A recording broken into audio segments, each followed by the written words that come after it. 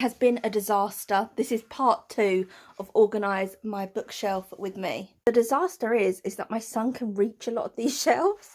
So obviously he's a toddler, so he just empties them straight out onto the floor. So these shelves here are too low. So I'm going to get rid of those shelves and then just make the best use of these shelves. I think all these picture books are going to have to go in his bedroom. Organising them into sections. So we've got Christmas picture books, 101 Dalmatian. I've got my own like 101 Dalmatian collection that's going to go with.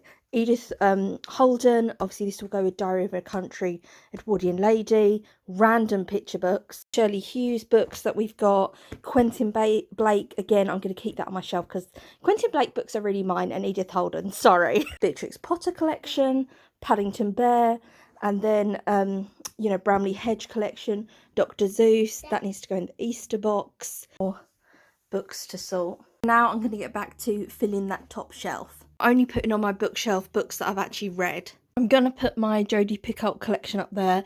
I've got Change of Heart, The 10th Circle, Lone Wolf. I really liked all 3 of those, but by far my favourite out of these was The 10th Circle. I'm going to put these 2 graphic novels, Smile and Sisters, by this author. There's like a slither of a space left, so I'm going to put it in there. This shelf, this one here, is done. Now I'm going to start on this shelf. This is the biggest shelf I have, so I'm going to put my big Barnes & Noble books on it, and then any graphic novels that I have. I'm going to start by putting my Barnes & Noble leather-bound editions up there.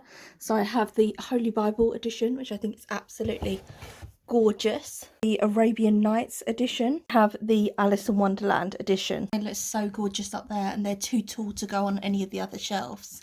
Put some of my graphic novels up there. I have 3 books in the Amulet series. I have 2 books on Tudor history. My Disney 101 Dalmatians book. I actually got this from a boot sale when I was living in Birmingham, and this man came over to his stall and he put his foot on it. It was raining. He kind of pressed it into the mud, and I had asked how much the book was, and he said, "How much is what book?"